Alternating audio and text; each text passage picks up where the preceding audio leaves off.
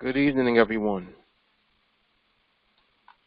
Welcome to the Live Team Alliance training session for Sunday, March 10th, 2019. Time right now is approximately 9:02 p.m. Eastern Standard Time. Tonight is going to be a very powerful training. This training represents the 301st training video. And to celebrate going this long, what I'm actually going to do tonight is I'm going to update two of the videos inside of the playlist that you guys are normally or have normally been directed to watch. Videos number 55 and number 56. They are both going to be replaced by tonight's training. Okay? Let me go ahead and actually get everything switched so that the Nadex platform is showing. But before we get started with training, as usual, I would like to welcome our new students.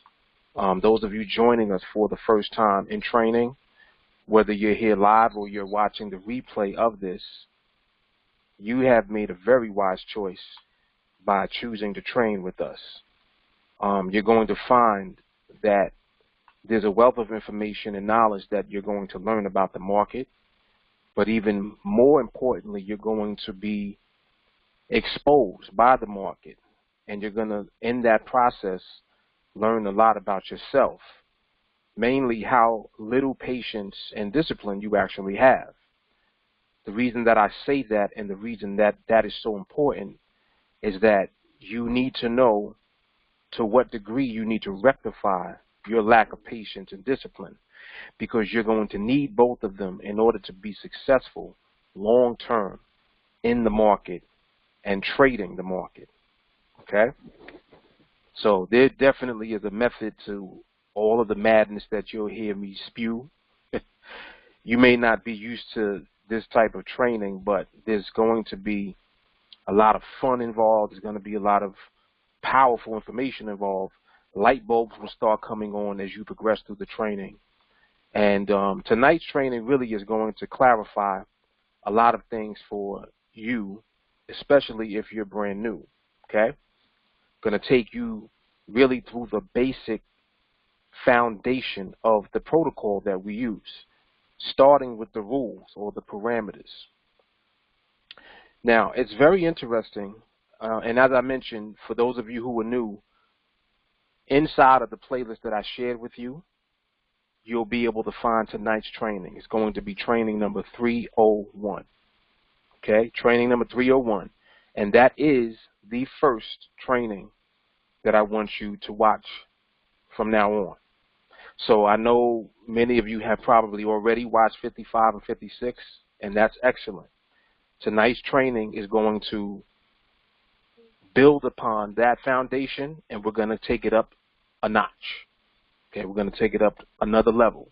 So when you watch this training tonight, regardless of where you're coming from, where you're starting from, what your experience or your background is, you're going to have full clarity on what the protocol is and where to begin.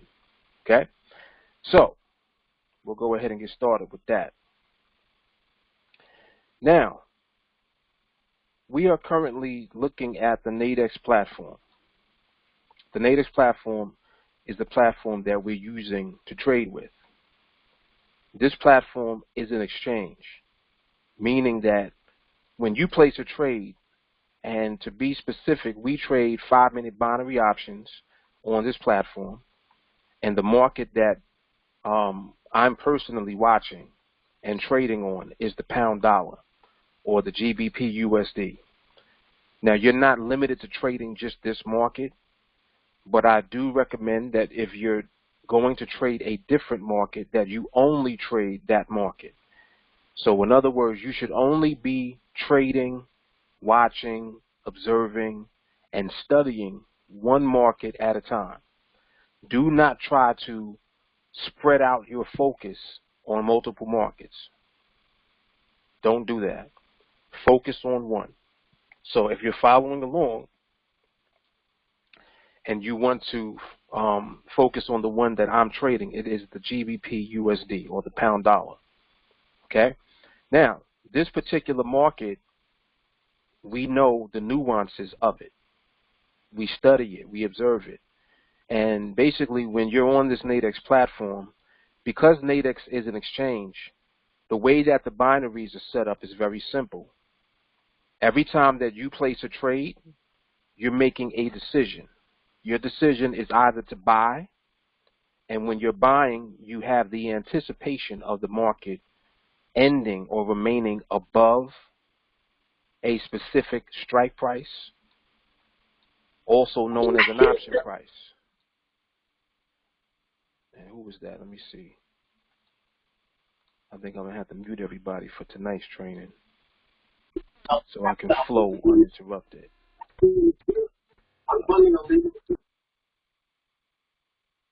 Okay.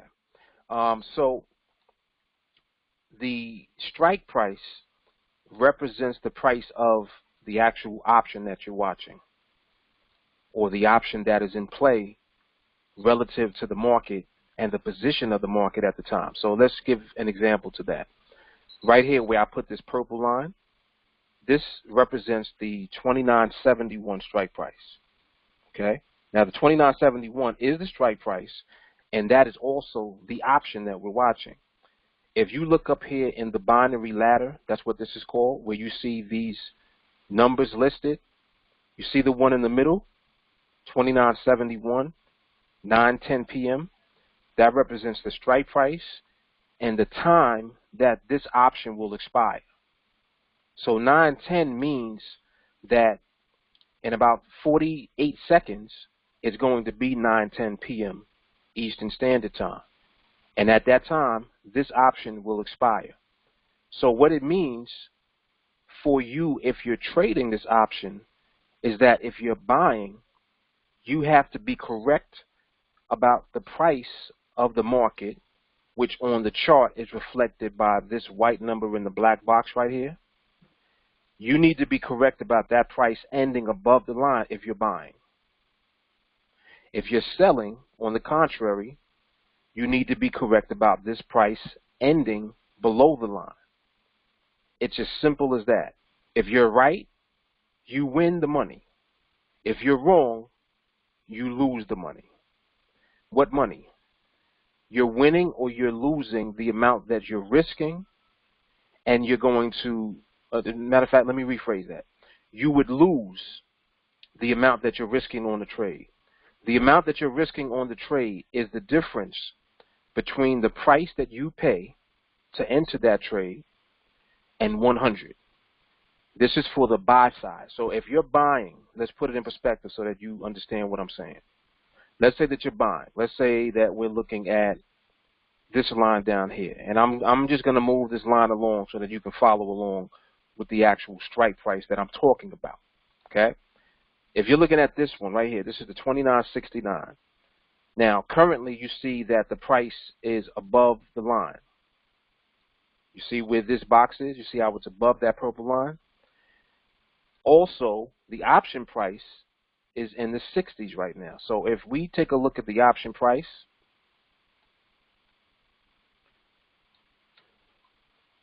you see how it's changing? It's in the 50s now. And this is happening because the price is actually coming back down towards the line. The fact that the price is moving towards the line means that the pricing is going to change. Now, to determine what the actual risk is, you take whatever the price is. So let's say that we're going to use 61.50 where it is right now.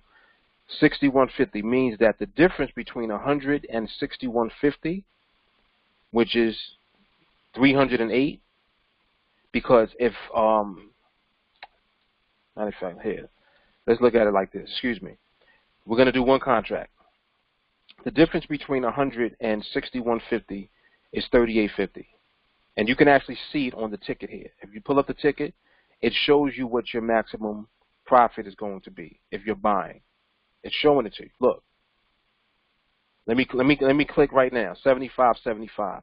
So right now it's at 75.75. The difference between 100 and 75.75 is 24.25.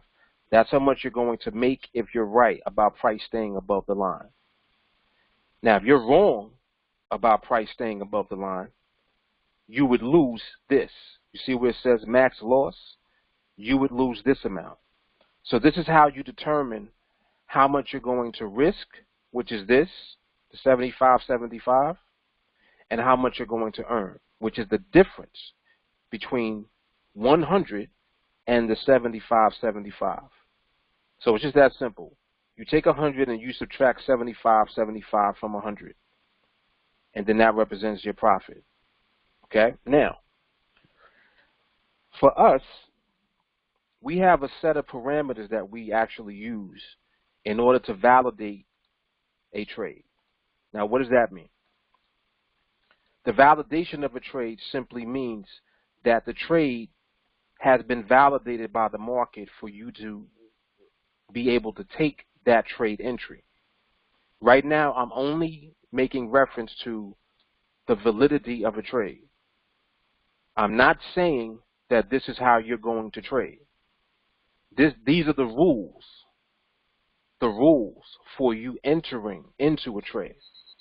And I'm actually going to cover everything in tonight's training that we do, and I'm going to specifically go through the parameters or the rules, okay? Because this video, as I mentioned, is going to replace video number 55 and 56.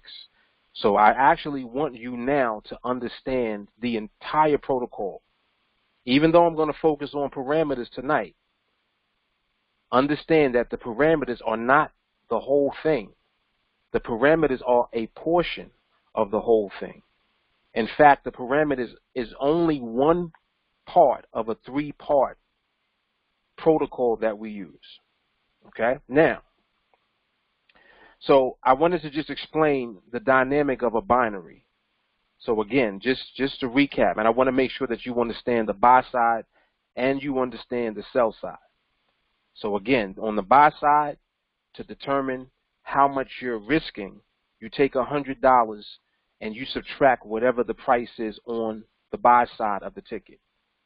On the buy side, the offer side, the blue side. You see how everything is blue? Because if you're buying, that represents blue. The candles also, depending on your chart, they might be blue or green or whatever color. But the blue on the platform, anywhere that you see blue, offer, see how these are all blue for the most part? Blue, buy. Offer, buy. Now, again, just to recap, to determine how much you're risking, you take 100 and subtract it from the price of the actual buy. This number that you see that keeps changing, the blue number, and the buy is reflected down here on the chart. So if I click this, it opens up the ticket on the buy. It's going to open up that ticket for me to look at the buy side. If you're buying, you want the price to remain above the line. Above the line. Here, let me move this up. Now, let's look at it from the perspective of a sell. If you're selling, it's going to be in reverse, and I'm going to explain. You would be looking at the red, the bid. Bid is for selling.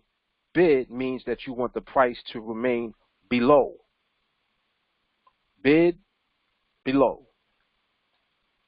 If you open up a ticket, you can do that from down here, and you can also do it from up here. But we're going to use down here on the chart so that you understand how to look at things from the chart, and you're basically looking at the ticket from the chart. Here, let me use this one up here. This one has more relevant pricing for what I want to talk about. So, look, this line right here, if we were looking at this for a sell, where this purple line is, we would be clicking right here.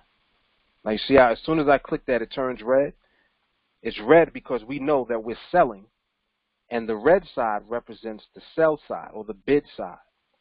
And we want price to remain below when we're selling. So we want the price to stay under the line if we're selling, because that represents the winning trade for us. Okay, now, the way that you determine the risk on a sell is the inverse of what the buy is. You see how when we were buying, we were going to subtract 100 from whatever the buy price is? When we're selling, it's the opposite. The risk is going to be the difference between the 100 and whatever the price is that you're selling at. And also, when you look at the price that you're selling at, this represents the actual profit. Now let's look at that. So let's say I clicked, I'm at 19. So if I'm looking at 19, for one contract, the 19 means that I'm going to make $19. Now, when you look on the ticket, every time that you're either selling or buying, down here is going to display exactly what your profit and what your risk is going to be. So even though the price for entering is going to be 19 if I decide to take this trade, what it means is that my profit will also be 19. You see how it's the opposite of on the buy side, because the profit is not calculated like that when you buy. To calculate the profit when you buy, you have to subtract the price that you pay from 100. It's the opposite. Now, when you're selling, whatever the price of the sell is the profit. That's the difference. So if I'm selling at 19, that's how much I'm going to make in profit. And if you look at the ticket, it also tells you what the risk is. The risk is going to be the 100 minus that 19. So you see, when we're buying, the profit is 100 minus the entry price. And when we're selling, the risk is 100 minus the sell price. And I'm going through this slow because I want you to be clear on what you're doing every time that you pull up a ticket, so that your process is very clean and is error-free, so that you don't click the wrong button and you say, oh, I meant to sell, and I ended up clicking into a buy. You're not going to do that because you're being trained out the gate not to do that. Okay, so this is exactly why I wanted to do this training again, because I want to go and touch in on points of errors and mistakes that people can often make. You're not going to make those mistakes. When you're selling, whatever the entry price is represents the profit. When you're buying, whatever the entry price is represents the risk. That's simple. And if you always think about it like that, you won't get confused. And anytime that you have a ticket open, the ticket is telling you anyway what your risk is and what your profit is. You see? So if I'm selling at 19, it's telling me you're going to make $19 if you win. You're going to lose $81 if you lose. That's simple. Just like if I'm buying. If I pull up a buy, and I'm using, we'll just use 75. If I'm using 75,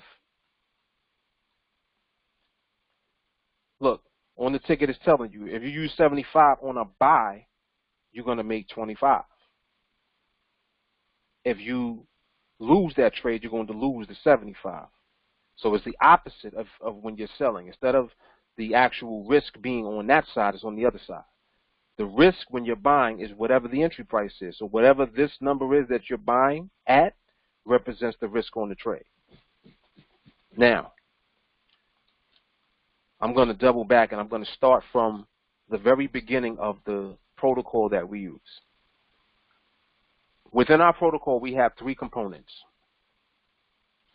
The three components are: 1, the environment of the market; 2, the behavior of the market; and 3, the parameters, the rules for entering into a trade. The environment of the market means how fast is the market moving, the speed. The behavior of the market means how is the market moving. In other words, when the market actually slows down enough for us to see it, we can actually look closer and see how the price is moving. And what price am I talking about? I'm talking about the actual price of the market itself. So on the platform, again, just to recap, the price of the market is reflected right here by this white number in the black box. On the chart, you keep seeing this number move. That's the price. Wherever that price ends relative to the line that is in play, wherever that ends, either below or above, is going to represent who wins and who loses the trade. These binaries are very simple. All you got to do is be right about where the price is going to finish. Is it going to end below or is it going to end above? Be correct about where it's going to end, and that's how you profit and how you win your trades. Simple. Now, we're going to get into the elements of what we do.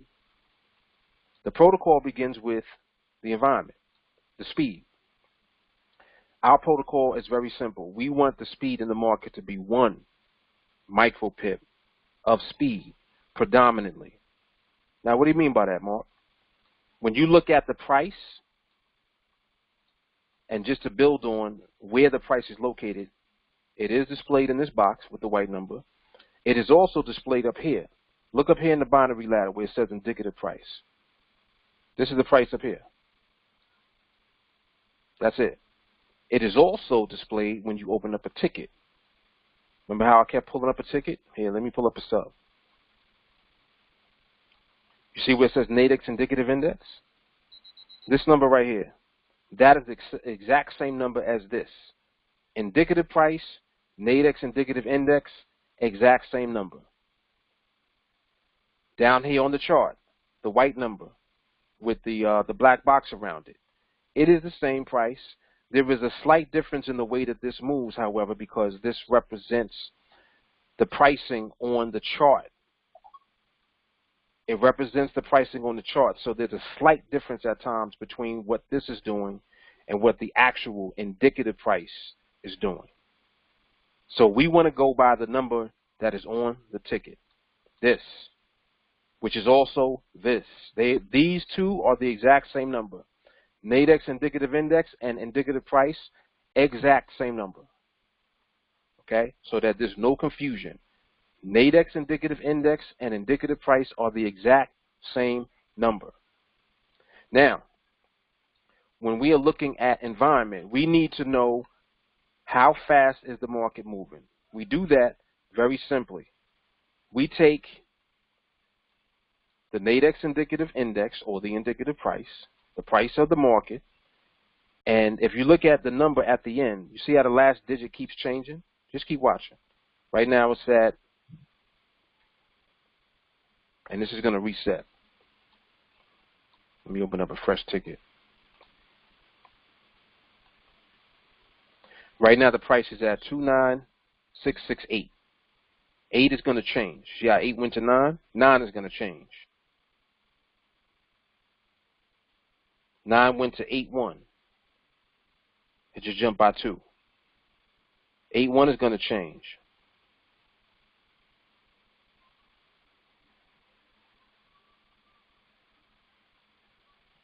8-2. It just changed. It went back to 8-1. Changed again. Then it went to 8-5. Now it's at 8-6, 8-7, 8-8. So you see how that last number keeps changing? If you want to know what your environment is, look at that last number and see if it is changing by 1 the most frequently. That's simple. If you're seeing a speed of 1 more often than any other number, then you are in a slow condition. But you need to be able to watch and monitor the price. So you need to do this as a prerequisite to everything else that goes on. So you want to know that you're in a slow environment before you even continue to do anything else. Before you go on to the next part of the protocol, you want to do this exercise just to see if you're in a slow environment. Slow environment means that that last digit is changing by 1 micropip more often than any other number. That is how you determine whether or not you are in a slow condition.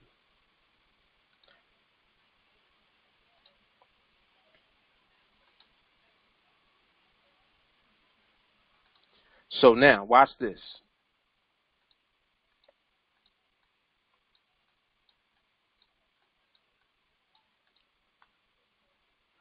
Once we see that we're in a slow condition, we then look at the behavior. We want to know that the price is actually moving in a way that represents profitable behavior. Well, what's profitable behavior? What do you mean, Mark? If you were in a trade, let's say that you were in this trade, and this is the strike price right here that's in play. You know that in order for you to win this trade, and let's say that this candle right here that we're looking at is the last minute of the binary. The last minute. So we are most concerned about what it's doing during the last minute. If we were in this trade and we sold, we know that we would want the price to either be under the line, move under the line, and whether it's already under the line when this starts or it moves in position under the line. And as a matter of fact, let's use this current one. We'll use this current one. We'll say this one is the last minute. Look at how it's already in position. You see how it's already under the line? If you were in this trade on a sell, what would you actually want the price to do from where it is right now? That's the question that you need to ask yourself. Well, actually what I would want it to do is stay where it is or move even further away from the line. Why? Because I know that if price moves away from the line, it's further putting me in profit to secure this win. It's further putting, or I should say, it's further increasing the probability of me winning this trade. I want the price, the market itself, to continue to move away from the line and to stay there. I don't want to see it move and then come back up and look like it's going to come up to my line. I don't want to see that type of behavior. I want to see it move away and stay away. I want to see it move and hold. Wherever it moves to, I want it to hold in that position.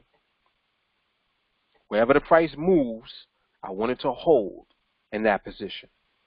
This is, again, if we're selling, we want price to move away from the line and stay there. Move and stay away. Move and hold.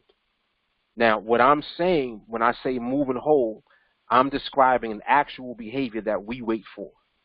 We want to see that type of behavior present in the market before we continue on. Notice how I haven't even gone into the parameters yet. And the parameters is what I'm going to focus on.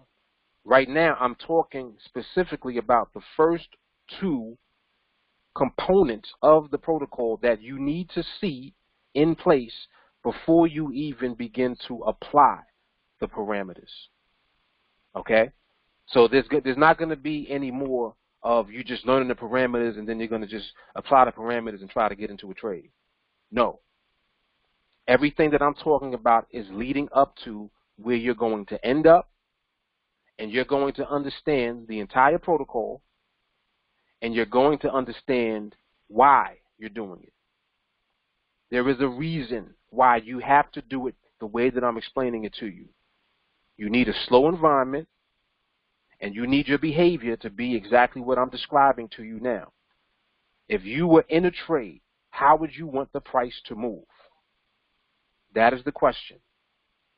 And if the environment in the market is not slow enough, you're already in danger. That's why you need to see a slow environment first. Once you see the slow environment, then you do this part that I'm talking about, where you're actually recognizing what the behavior is. How is the price moving? That's the next question. And these little boxes that I'm putting around the candles, these are just highlighting the last minute of the binary. So let me just recap again for behavior. When we observe behavior, the most important time of this entire 5-minute binary is the last minute of the binary. Why, Mark?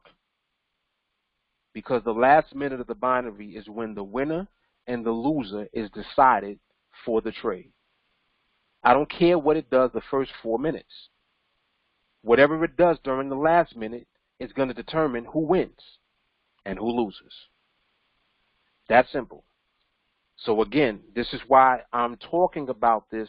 Even though I'm going to focus on the parameters, you still need to know everything that you do before you apply the parameters. So you don't just come on the chart and start applying the parameters. You come on the chart, environment first. Slow condition has to be in play. 1 micropip of movement predominantly. That needs to be the dominant speed. It needs to be the number that you see the market changing by the most. Then we're moving into behavior, which is what I'm talking about now. Last minute of the binary, study how the price is moving.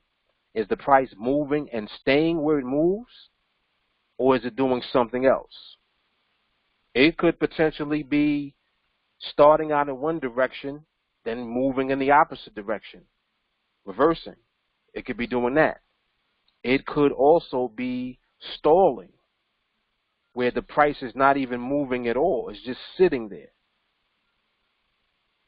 That's also behavior. If it stalls and it holds until the end, okay, we understand that that is a type of behavior. But we really don't want to see consistent stalling, because stalling means that the market can, out of nowhere, pop. And the pop can be in either direction. You don't know which direction it would be in. So that's why we avoid that type of behavior. We don't want to see unprofitable behaviors predominantly. We want to see one behavior predominantly, and only during a slow environment, meaning that a slow condition should already be in place. You should have already done that. You're not even doing anything else until you see that the market is slow first. As a matter of fact, if you're on the chart and you get on the chart, stop everything that you're doing first and see if the market is slow. The market is not slow, wait until the market is slow first. Then you continue on with the protocol, period. So you don't come on the charts, oh, let me apply the parameters and see if I get into a trade. No. You come on the chart, is the market slow? No, it's moving too fast. I have to wait for the market to slow down first. Okay, the market slowed down. Now let's see, how is it moving? Let's see what the behavior is. Oh, the behavior, oh, it's kind of jerky. All right, we need to wait until we see that clean up a little bit. We don't want to see jerky. We don't want to see reversals. We don't want to see stalls. We want to see the price move and hold. You're following me? Now, mind you, again, I haven't even talked about the parameters yet. Haven't even gotten there yet. This is why I said that this training is going to replace 55 and 56, because it needs to be updated so that you understand the protocol. You have to understand where you're starting from.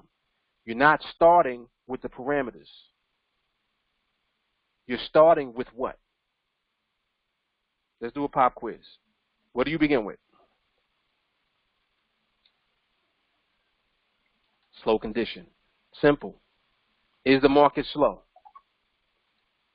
Oh, market ain't slow. We need to wait for the market to slow down first. Okay, cool. Market slowed down. What do we do next? Market slowed down. What's next? Bingo. Behavior. How is the price moving? Oh, the price is jerky? Nope, we're going to wait.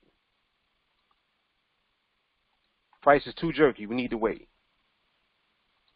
Oh, price actually is holding now. Oh, the market is holding? Let's go. Now we're going to get into the parameters. Now we get into the parameters. Oh, okay. So parts 1 and 2 are in place. Now it's part 3. Now it's part 3. So now we're going to talk about the parameters. So this is where we actually get into the process of validating a trade. But before we do this, we need to do the first 2 things, which is recognize that we're in a slow environment, and also recognize that our behavior is doing what we need it to be. We want to see that first. You want to see that the price is actually moving and holding before you do what we're about to do. Okay? This is the last part of the protocol. So let's get into it now. We're going to talk about the parameters. So what we do with the parameters is very simple. We basically are going to watch this clock, and when this clock comes down to the minute and 30 mark, what we do is we do a continuation process. What do I mean by that? At the minute and 30 mark, we're actually measuring the speed again. Now, why am I saying again? When's the first time we measure speed? And this is going to be so good because there ain't going to be no confusion. When is the first time that we measure speed?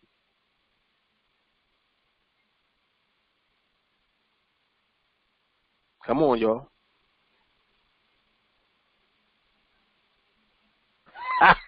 Let's go. The environment. It's the first thing we do when we come on the chart is measure the speed, ain't it? We need to see that we're in a slow condition. What are you doing? You're measuring the speed.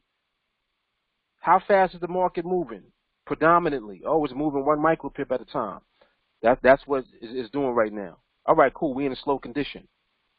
Next, how is it moving? What's the behavior like? Oh, we got some move and hold, actually. All right, cool. Beautiful. Let's go to the parameters. Now, with the parameters, we at the minute and 30 mark, we begin to measure speed again. Now, when you're measuring speed, understand that that's all you're doing again.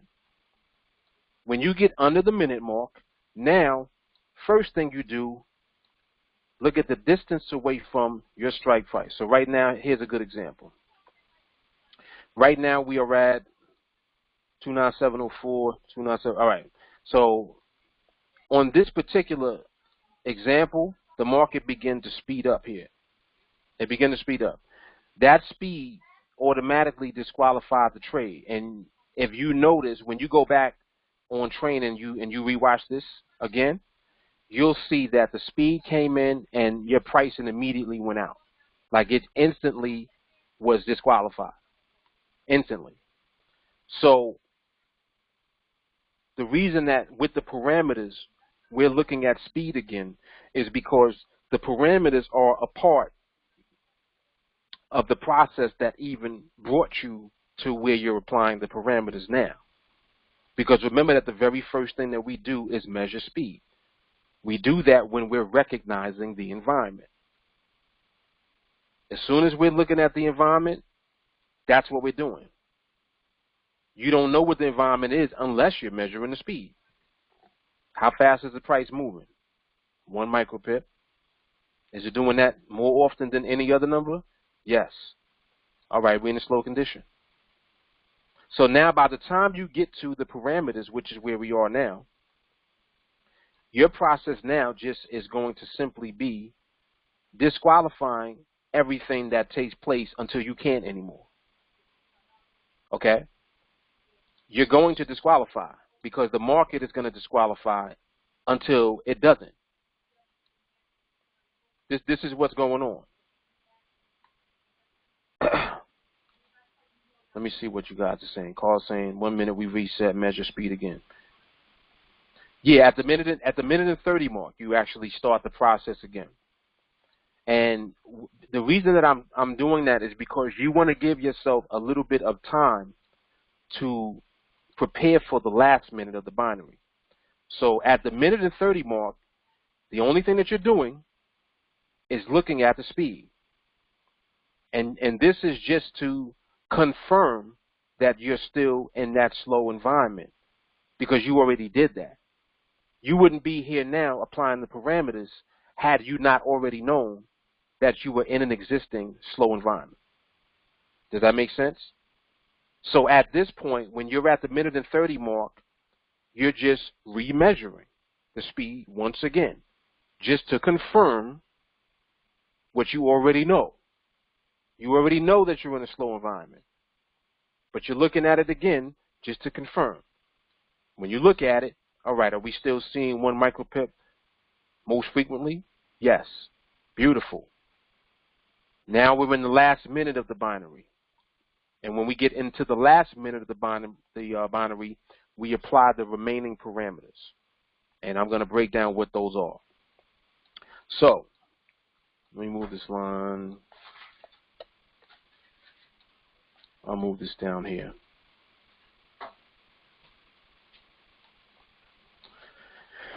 So when we get to the last minute, the first parameter from that point,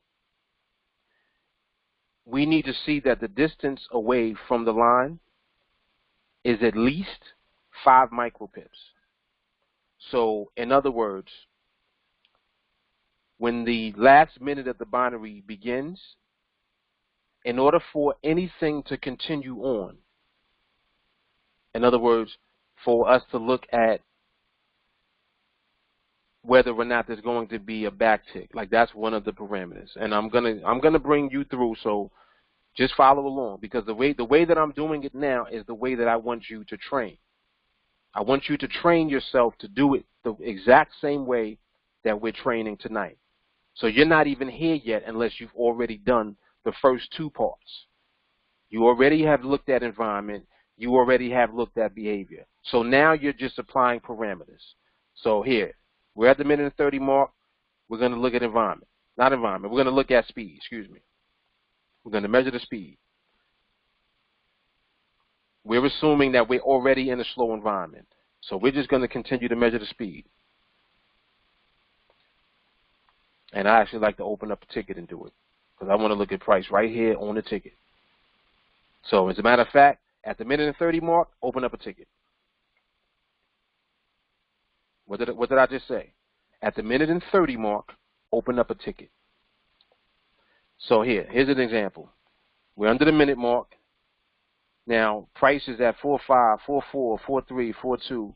Then it's at 40. You see how fast it's moving? It's moving too fast, and this is disqualified because of the speed. One of the parameters is speed. 1 micropip of speed is what the price needs to be moving at as it is moving. So even though it began up here right underneath the strike price, the price moved too fast, period. It moved too fast, and it was too much speed. And look at what was hiding inside of that speed. Look at that reversal that was hiding in the speed. That jerk was hidden in that speed just now. Because if you were thirsty and you were anxious to take that trade, oh, it's going down, let's get in. Oh, well, we got 5 micropips away, let's get into it. I still have pricing. There was too much speed present. You're not taking that trade. It was disqualified. So the parameters are confirming the prerequisite of the environment and the behavior that you already did in advance to get here. So remember that the market also does whatever it wants to do. So by the time you get to this point where you're applying the parameters, you have to understand that you're monitoring everything now through the parameters. Now you're monitoring like right now is the perfect example, because just now on that, you saw how there's speed. Well, if you're seeing that there's speed, you know that you're actually not in a solid, slow environment right now. So you actually need to wait for the market to slow back down again. Like right now at this moment, you need to wait for the market to slow back down. So understand that as you're applying these parameters, if the market environment has sped up, you need to go back and wait for the market environment to slow back down before you get back into the rhythm of applying the parameters again. Because if you continue just to apply the parameters with this speed, what you're trying to do is you're trying to curve fit a way to get in. And there is no need to try to do that, because you don't want to get in if the market has too much speed in it. So until the market environment is slow again, guess what you're doing? You're just waiting for that environment to slow back down again. Observation mode. So you'll find yourself in observation mode about 99% of the time. In other words, the whole purpose of you doing all components of the protocol is so that by the time you're applying parameters, you know exactly whether or not you're even in the right environment to do it. If you know the market has sped up, you really shouldn't even be applying the parameters again until the market slows back down. Like this is what I'm telling you. So if you want to continue to apply the parameters, okay. And as you do that, understand that the market is going to disqualify the trade anyway, because that speed is going to be revealed if it's there. So anything that you do to deviate away from the whole process is going to cause you to be in situations where you could be vulnerable for losing. As long as you adhere to everything that you're being trained to do, you will not lose. If you do anything different, you are likely to lose, because you don't know how to navigate through the market when the market is just doing whatever it wants to. The market just does whatever it wants to. You have not been exposed to enough to know what it's doing and to know how to turn that into a trade. So if you're trying to do that and you're attempting to do that, you're basically doing something that you don't need to be doing at all. And it's deviation from the process that you're being trained to do. Remember, your first job, first order of business, as soon as you come to the chart, is not to apply the parameters. It is to recognize a slow environment. If the market is too fast, you don't even go to behavior yet. You're not even looking at behavior until the market slows down first. Then once the market slows down, then you look at behavior. You watch behavior until you see the market moving and holding.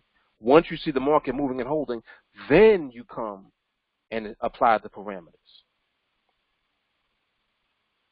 So the parameters are at the end. It's the last part. It's not the first part. It's the last part. So let's get into what they are. Right now I'm going through what they are. I'm going through what they actually are. I don't have actual examples at this very moment to show you because the market is moving too fast. But if it slows down, we'll see actual examples of whether we're close to or far away from a valid trade. Because I know that you're anxious to see, well, what does a valid trade look like? For you to actually see what a valid trade looks like, you literally have to see a valid trade. Like, I can't make a valid trade appear. The market has to do it. And if the market don't do it, you shouldn't be doing nothing. You should not be doing anything unless the market does it. So that's the first, real hardcore lesson that you're learning. Market is king. Not you, not me. The reason we're going to win is because we're going to always be submissive to the market. The protocol is in place like it is for a reason. You violate the protocol, you are vulnerable to the market. You're literally making yourself vulnerable to the market by doing that. So you don't want to do that.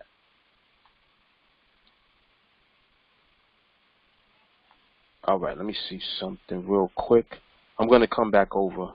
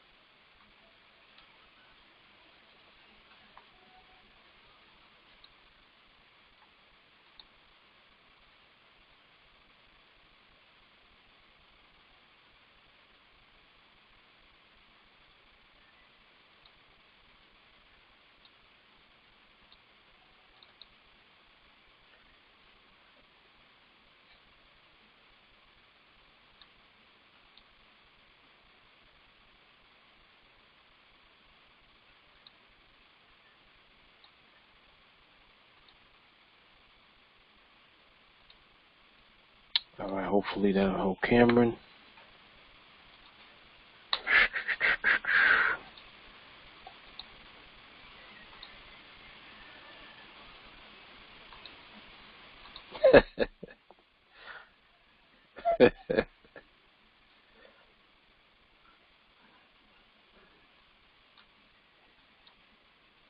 All right, so parameters. Minute 30 mark, you come back to the chart, measure the speed. You want to see dominance of 1 micropip of speed.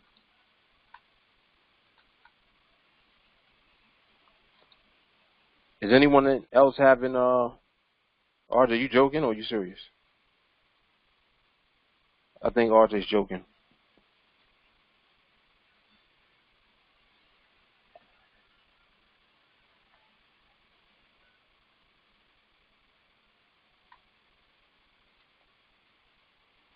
Exactly. Tell him, Jay Carly, please.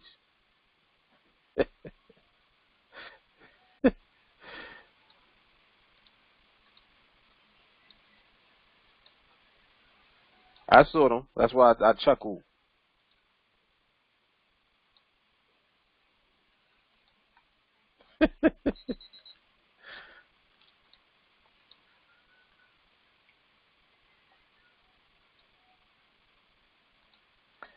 So now we're under the minute mark, about to be under the minute mark.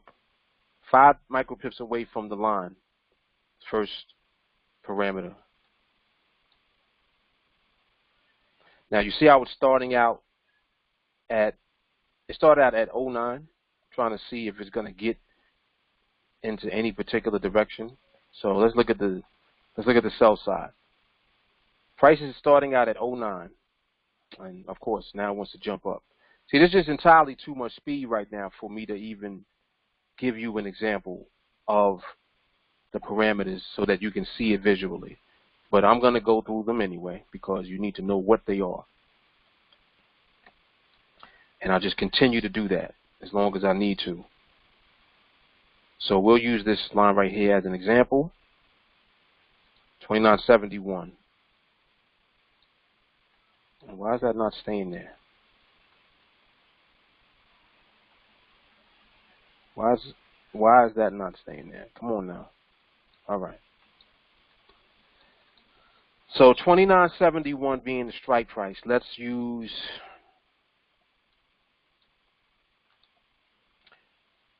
and I'm just boxing this in because this represents the last minute of that last binary. And the protocol is something that you're going to continue to do. Remember, it doesn't just stop when you begin applying parameters. The parameters are a continuation of the first 2 things that you're doing. The parameters are basically continuing to confirm that the market is still slow and that the market still has profitable behavior. And you'll notice that the parameters will get closer and closer to validating when everything syncs up. So just keep that in mind, that statement that I just made.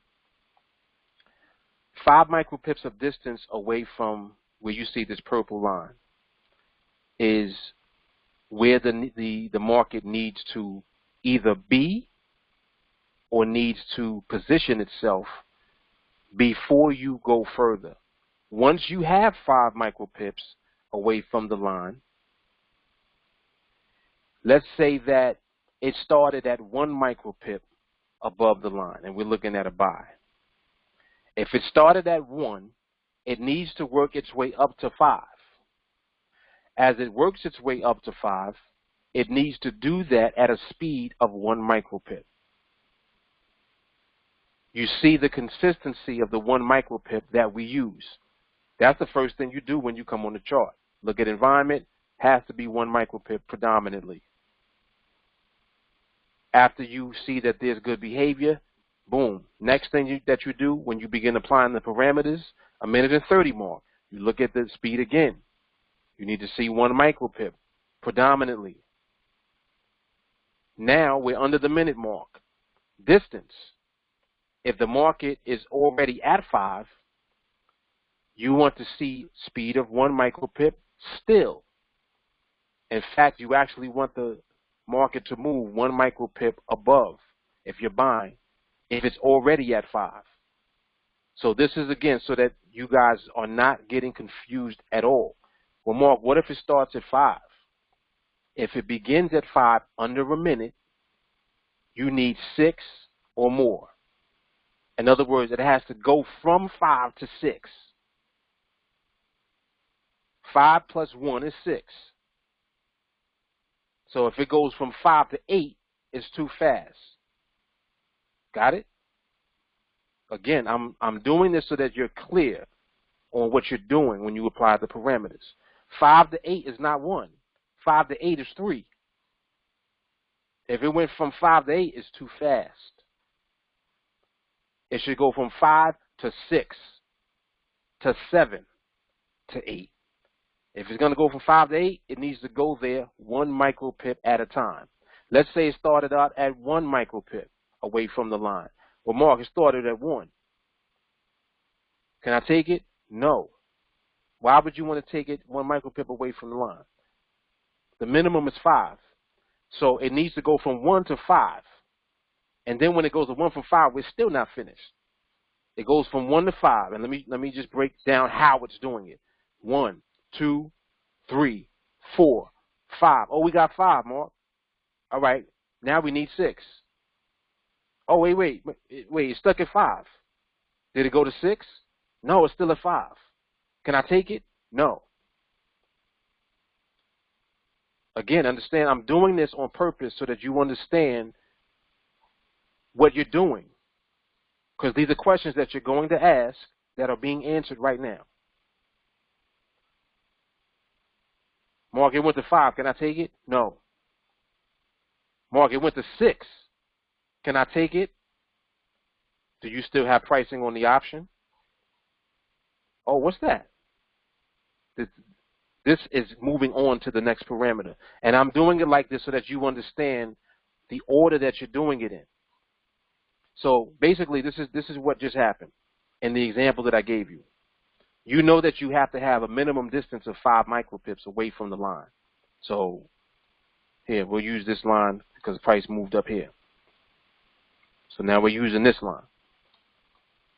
If you were selling, and we'll use this example of where the price just was, the reason that this was disqualified is because you did not have enough distance away from the line. It only gave you about 2 or 3 micropips away from the line. That's a DQ. Disqualified. Your distance parameter is exactly the way that I'm describing it to you. Let's say that you started at 2 away from the line. Mark, it starts at 2 away from the line, so I got to wait till it gets to 5? Yeah, you got to wait till it gets to 5 first. So it goes from 2, 3, 4, 5. Mark, it's at 5. Can I take it? No. Oh, Mark, it went to 6. Can I take it? We're not finished. And I'm doing this on purpose because you're going to see this. And I want you to be able to coordinate this part with the next part. So now, let's continue to run through this scenario. It goes from 2 to 3 to 4 to 5 to 6. So now you're at 6 micropips away from the line. It did it at a speed of 1. Okay? Now it's at 6, and it goes from 6 back to 5. Mark, it went from 6 back to 5. So can I still take it? No. That is the next parameter. It's called the backtick. If the price goes back towards your line, in other words, if you're buying, and I keep moving this line because the price keep moving all over the place. If you're buying and you're 6 micropips above this line, and you want to know whether or not you can actually pull the trigger yet, if you're at 6 micropips above the line, if you see it go from 6 back to 5, you can't take that trade, period. If it's at 6 and you're looking at the next parameter, The next one after not seeing a backtick would be the option pricing itself. And we have a threshold, two numbers that we use. If we're buying, the number is 83 that we use. If we're selling, the number is 17. So we're going to talk right now about the buying. So again, under the minute mark, we started at 2 micropips above the line. It worked its way up to 6, one at a time. 2 to 3, 3 to 4, 4 to 5, 5 to 6. It's at 6. We're watching. Price doesn't move from 6 to 5. It stays at 6. So now we're looking at the actual pricing on the option. The number right here in the box. This. The blue box. We're looking at this price. This price right here, our threshold number is 83. 83 is not the number that we're using because we want to enter at 83. 83 is helping us to perfect our timing into the trade once the trade has been presented. Okay? And I'm going to explain. 83 means if your pricing is like around where it is now, as you see how right now it's in, I wanted to say the 60s. If it would be still, pricing right now is in the 60s, right? 60s is less than 83. Right now, the pricing is favorable. Look, it's in the 70s. 70s is less than 83. You see how the pricing is still favorable? Now, just stay with me. We're assuming that we got 6 micropips away from the strike. We actually don't have that right now, but in this scenario, we're assuming that. If we had 6 micropips away from the strike and you're still seeing that the pricing is under 83, you have favorable pricing. So you continue to watch your option pricing. You might see 75, 76, 78, not 89, excuse me, 81. 89, where the hell did that come from? 81, right? You're seeing the number of the option price. This, the blue, is moving up. And what's happening simultaneously is the clock is moving down. Option pricing moving up, clock going down.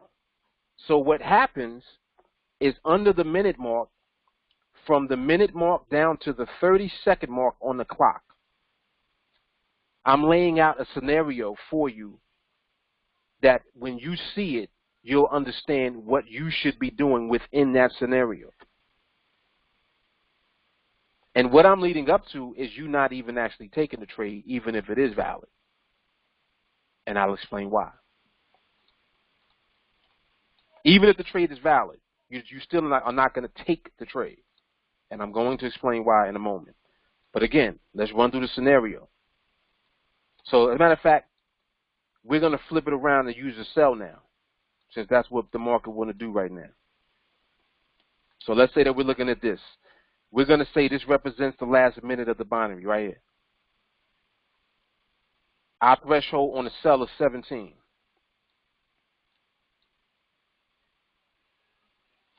17. So that means that as long as the price is above 17, we have favorable pricing. So you see how, like right now, the price is in the 20s? If we're under a minute, we got 6 micropips under this line, right? And the market actually moved to 6. It moved to 6. Remember, it went from 2 to 3 to 4 to 5 to 6. It moved to 6. It didn't start at 6. Because if it started at 6, we would be doing it differently. If it started at 6, we need to get 1 micropip again away from the line. Every time that last minute starts, the minimum is 5 before we start to do any work. So I'm giving you a scenario where it began with less than 5. It started with 2. All right, it started at 2. So what does the market need to do? It needs to move in position first to 5 and then to 6. Once it's at 6, you're continuing to observe. What are you observing? Looking at your option pricing.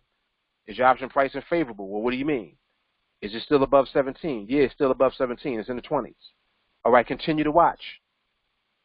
All right, you still got 6 micropips below the line? Yes. You're looking at the price. Out of nowhere, the price moves back. It backticks. Disqualification. If that price moves back from 6 back to 5, it is a DQ. That is called a backtick. You do not want to see the price of the market, the indicative index, the indicative price. You don't want to see that moving back towards the line, period. If you see a backtick, it's a DQ. Mind you, the market is giving you time to wait to see if it's going to do that because you still have favorable pricing on the option. This is the purpose of that 17. On the buy side is the purpose of that 83. 17 don't mean, well, we want to take it at 17. 17 means that we're going to use this as a threshold to perfect our timing into the trade. That is the purpose of those numbers. 17 and 83, they are to perfect your timing. So you're looking at all of these different elements together. You got to have a minimum of 5 micropips away from the strike price to start. Then you need to get another micropip away. So it needs to move from 5 to 6. Let's say that it started at 6 micropips away under the minute mark. Let's say we're under the minute mark and it started at 6 under. You need to go from 6 to 7. 1 micropip. It can go 6, 7, 8, 9. It could do that. If it does that, that's awesome, as long as you still have pricing on the option. As soon as the pricing of the option goes underneath 17, you're priced out. What that means is now you can't take the trade because the price of the option is less than what you're willing to get into the trade at. We're never willing to enter the trade for less than 17. So this is not about you trying to get the best entry price. This is about you having the best timing. Best timing. It's not about, oh, well, Mark, I got a good entry on that. I don't care what entry that you got. And as a matter of fact, you shouldn't have even taken a trade yet. Well, what do you mean? I thought we were supposed to take the trade. No. Right now, you're looking at what a valid trade actually is going to look like. So understand, we're going to break down a scenario again. Let's say that we started at 6 micropips under the line. Well, Mark, is at 6. Can I take it? No. Why not? It needs to go from 6 to 7. Well, what else needs to happen? If it goes from 6 to 7, what else do you need to have? You need to have option pricing, favorable option pricing, meaning that the price, if you're selling, needs to be above 17 still. Where's the price of the option when you at 7? Oh, it's at 19. All right, cool. Look at the indicative. Did the indicative move back? Did it go from 7 to 6? No, it's still at 7. Where's your option pricing? It's at 16. You see 16 on the option pricing, pull the trigger. But you really don't pull the trigger. You do it in your head because you're not taking the trade yet. I'm giving you an example of what you're doing as far as validating a trade. So let's establish what's actually happening. Once you have a valid trade, that means that that's a trade that you could have taken, but it is not a trade that you should have taken. It is a trade that you need to observe. So, Mark, what am I doing all of this for? Because everything that I'm showing to you is leading up to only one thing. It's called Mark's Rule. Mark's Rule means that you're going to do everything that I just took you through this entire training from start to now, and you're not going to trade. Let me repeat that. You're going to do everything I took you through from the beginning of this training up until now, and you're still not going to take the trade. You are going to observe.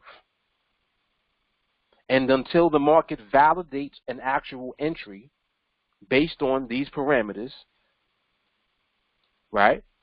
And let's recap and let's go through what the parameters are again. First parameter basically is a minute and 30. At the minute and 30 mark, we are doing what? Measuring the speed. Okay, so we're measuring the speed. Why? Because we need to confirm that we're still in a slow environment. That was the very first thing you did when you came on the chart, before you even got to the parameters.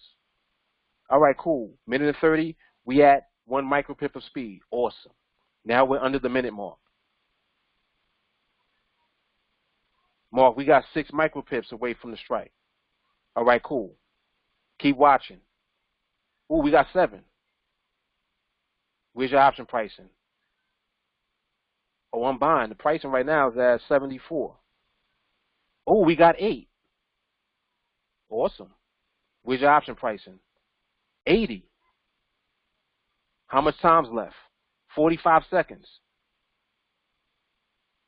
Oh, we got 9. Where's your option pricing? 82. Pull the trigger. In your head. Let me repeat that. Pull the trigger in your head. Don't click the mouse. In your head, oh, I'm in this. Okay, you're in it. Now keep watching. Now what needs to happen? Now that you're in it, in your head, when that trade is finished, the behavior needs to be move and hold at the end. If it is not move and hold at the end, you do the whole process over again. But Mark, that was a valid trade. It was not Mark's rule. It's not my rule. My rule is that everything has to manifest on the chart, period. That's why it's called Mark's rule, because this is exactly how I trade. This is exactly why I win. This is exactly why you're going to win. And if you do anything that's not this, you're vulnerable and you're going to lose. I really don't know how to put it any simpler than that. If you deviate away from this process, it will put you in position to lose. So you're not here to learn how to take trades. You're here to learn how to wait for the market to position itself until you observe with your eyes and see Mark's rule.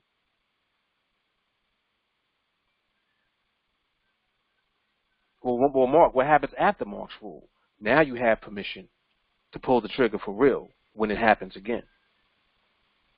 Now you go through that same process again with the parameters. Same process, minute and 30 mark, 1 micropip. All right, yeah, we have 1 micropip. Under the minute mark, distance, we had 3 micropips to start. All right, well, you know you need to get to 5 and then to 6. 3, 4, 5. It's at 5, Mark. Do we take it?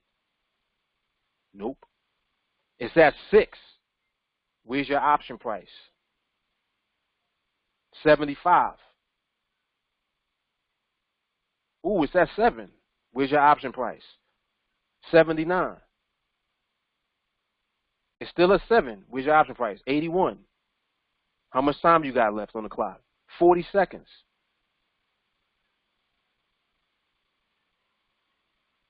Mark is at 83. Is it still at 7? Yeah. Pull the trigger.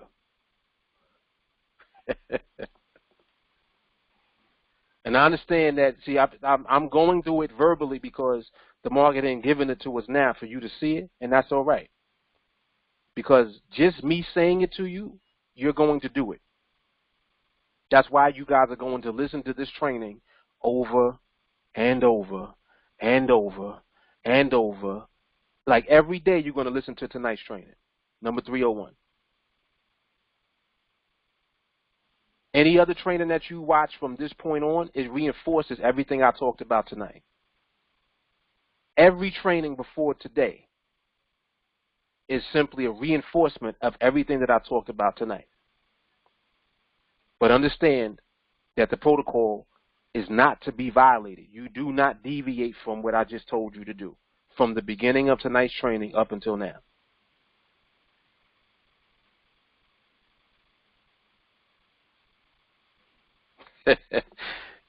I know, I was looking too. It did look like that, right? It would have been nice. It would have been nice, but it didn't happen.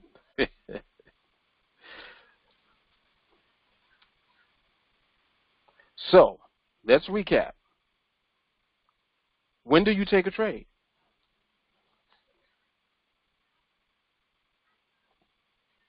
Let's talk about it. Let's talk it through real quick. Maury said slow condition. Nope. Matthew said after Mark's rule. Yes.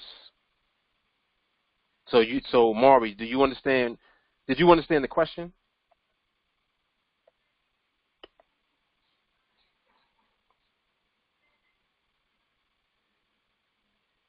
And you know, I want to be sure that you guys, when I ask you that question, your answer should always be Mark's rule. Like, literally, and I know that I keep saying that, the answer to any question that I ask you is Mark's rule. So if I say, hey, did you take a trade today? And there was no Mark's rule, then your answer should be no. Okay, got you. Maury said, I thought when you first opened the chart. But again, we don't take a trade, period, until we first observe Mark's rule. And to get to Mark's rule, you go through the entire process from the beginning of tonight's training up until now. So in future trainings, like as we move forward, I'll continue to elaborate on parameters, but I'm going to equally continue to elaborate on the first two components of the protocol. Understand that you don't exclude those. Don't just come on the chart applying the parameters. Matter of fact, you need to become so good at recognizing a slow environment that by the time you get to the chart, if it ain't slow, you just go do something else and come back. Like you just leave, come back. Leave, come back until it's slow. That's how good I want you to become with recognizing a slow environment in the market. Because it opens up the door to everything else that you're supposed to do. You know, once you have a slow environment, next thing is behavior. You need to be seeing profitable behavior after you have a slow environment. You need to apply the parameters after you see good behavior. After. So the parameters are at the end.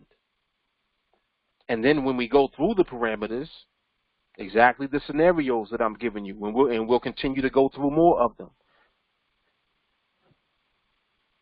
Oh, Mark, well, it started out at 4 micropips away. When it goes to 5, can I take it? No. It needs to go from 4 to 5 to 6. And then when it's at 6, you continue on with the parameters. It's at 6. Did it go back to 5? No, it stayed at 6. All right, cool. No backtick? Excellent. What's the pricing on the option? Oh, it's still favorable. Continue to watch. We still got 6. How close is it to getting priced out? Oh, priced out. How much time is left on the clock? 44 seconds. All right, cool. Let's see how it ends. Oh, it ends in moving whole. Ooh, nice. Mark's rule. Yay. Now we got permission. Now I want you to understand what just happened too. The market just revealed itself to you because you got to see at what point it priced out. Like you literally saw how much time was left on the clock. Now you have guidance for if the market decides to actually give you follow through. The follow through are the trades that we take. We do not take any trades before Mark's rule. This is crystal clear tonight. How many trades you take today? Oh, I took 2. What time was the Mark's rule for the first one? If you can't answer that question,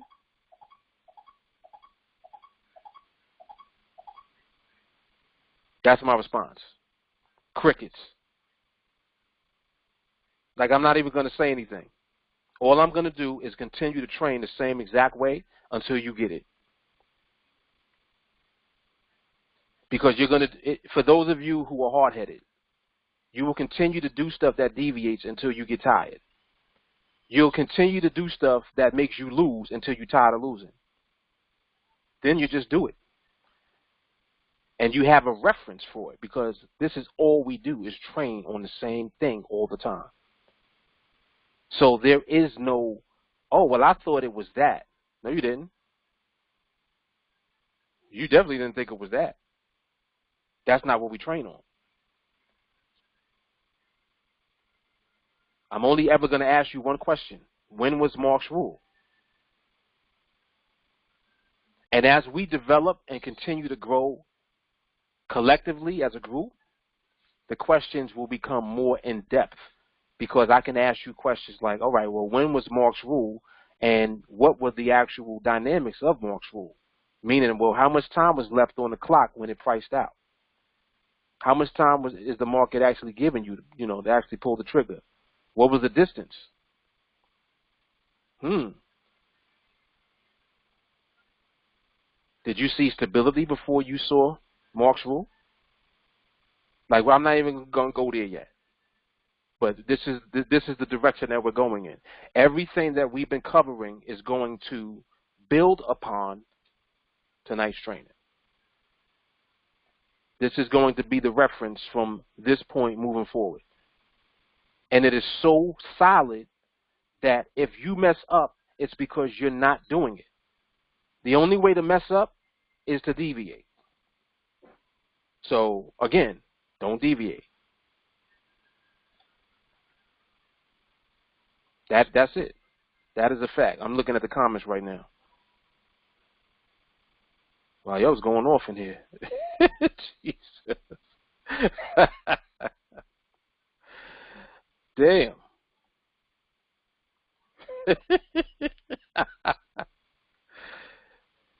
Y'all going off. Eddie said parameters.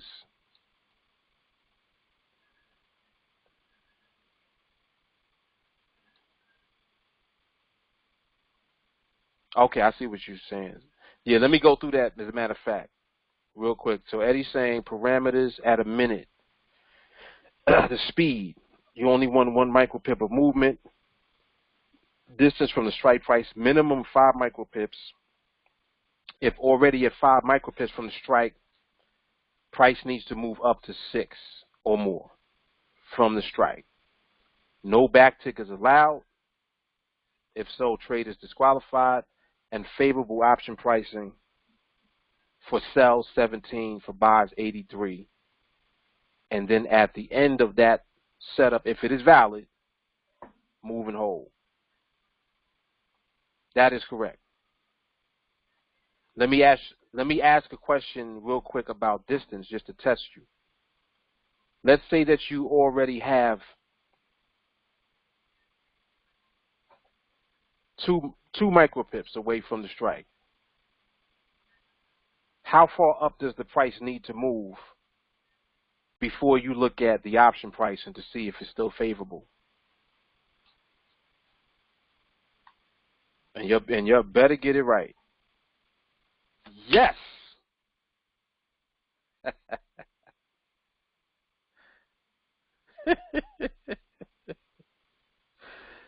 That's what I'm talking about. Now, hold on. What did I just ask? Write down exactly what I just said. What did I just say just now? What was the question? I said starting at what number? What did I say to start? Starting at 2? Okay. Excellent. So starting at 2, and I really like Eddie's answer because he went straight to the number. If you're starting at 2, you move on to pricing at 6, right? Y'all agree with that?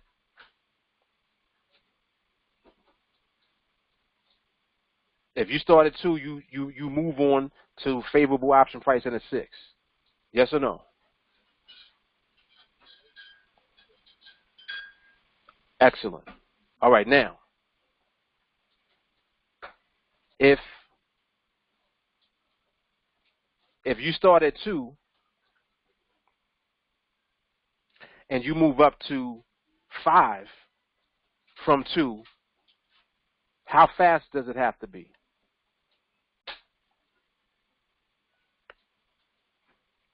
Okay.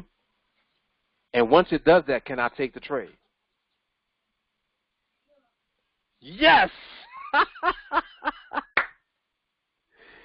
Yes! Woo! Yo. Yo, you see, this is what I'm talking about. You're going to be on fire. Watch.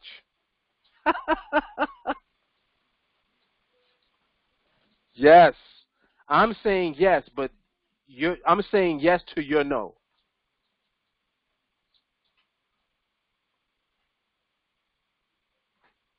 The correct answer was no.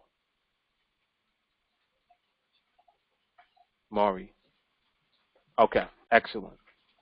Even Tiffany got it. Tiffany just joined today.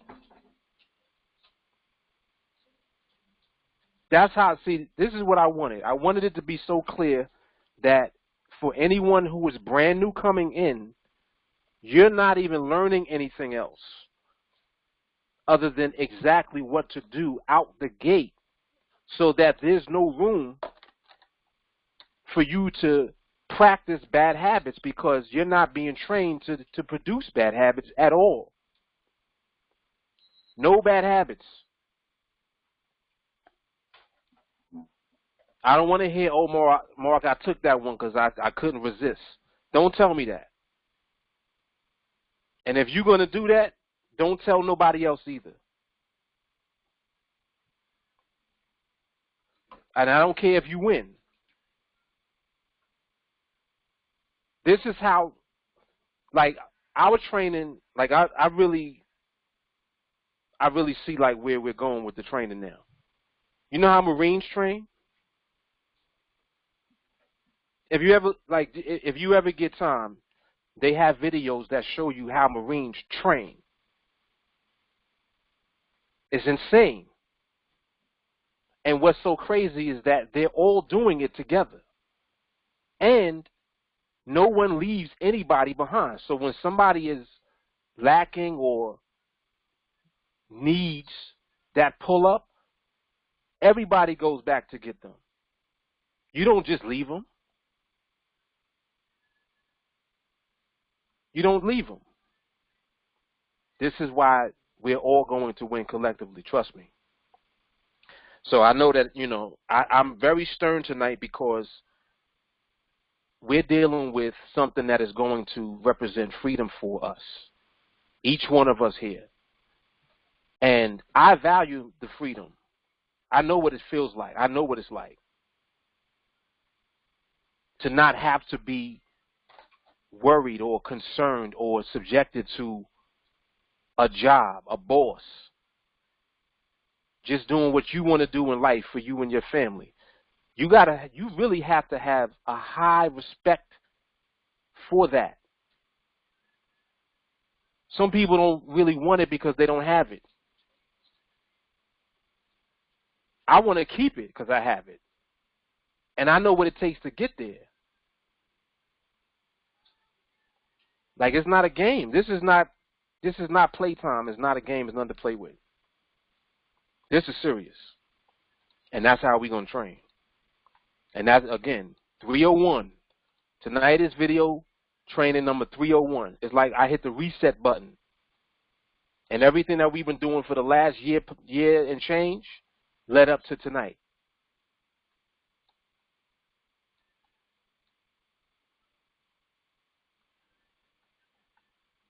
Freedom.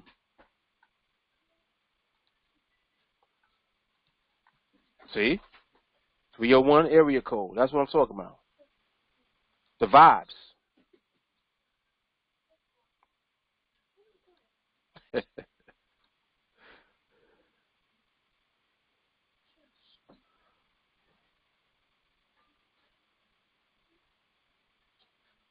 Jelani said it's like you're running the marathon. You go back to get someone who needs help to get across the finish line. You go back and help them and finish the race together. Exactly. Exactly. The key word, finish. Jay Carly said the Team Alliance protocol is simply a series of permissions. Environment gives you permission to observe behavior. Behavior gives you permission to apply parameters. Applying parameters gives you permission to witness a valid entry. Ooh. Ooh. A valid entry that ends in move and hold validates Mark's rule. And Mark's rule gives you permission to take the next valid entry. If you don't have permission, do nothing.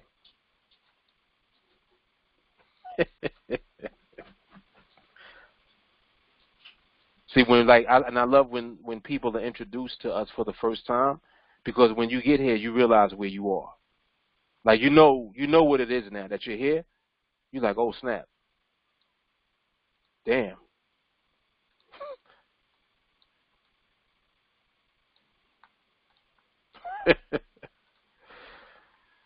The race isn't over until everyone finishes. Whoa.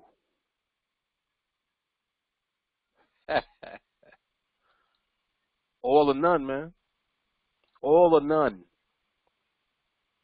Jay Carr said, I personally dragged my team over broken glass to the finish line. That's what it is. That's what it is. Yep. Pass the baton. And that, just to elaborate on that, I like that. I like what Maury just said, to pass the baton. When you ever look at a race like that, you notice how the person in the front waiting for the baton, they're very anxious to get the baton so that they can run, right? But you notice how they have to pace themselves at the speed of the person that's coming towards them. Like, what if you just started running and now the person with the baton got to catch up to you? They don't do that, do they? What do? They wait. You just wait.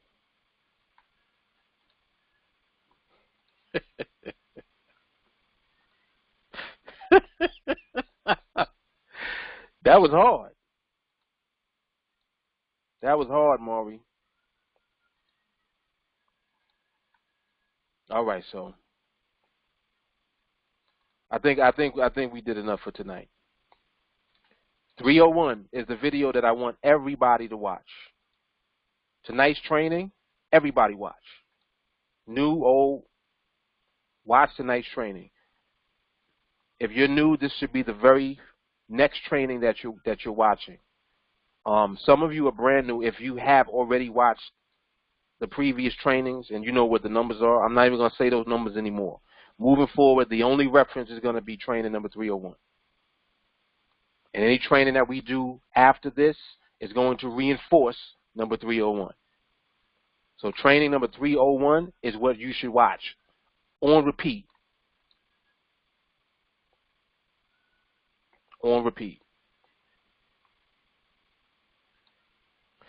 So new students, once again, video number 301 is the training that I want you to start with. Tonight's training. It will be available. I'll try to get it available as soon as possible, like within the next half hour or so. And we will be back on training tomorrow night, same time, same place. Make sure that you guys stay connected in the group chat. If you have questions or concerns or issues, you want to definitely throw them into the chat and you will get answers. Also, just stay connected. That's where the fire is all the time. And we very rarely sleep. I know I don't sleep at all, really. I don't see how you can sleep once you are introduced to this. I think that's what it is. It's like the energy. It's the vibration. The vibration just keeps me up. And then when I sleep real good, but only be like 2 hours. 2 hours feel like 10 hours. All right, everybody. So I'll see y'all momentarily in the group chat, and we will be back on training tomorrow night, same time, same place. Mark Fuller, Team Alliance. Yes. Good night, everybody. Peace.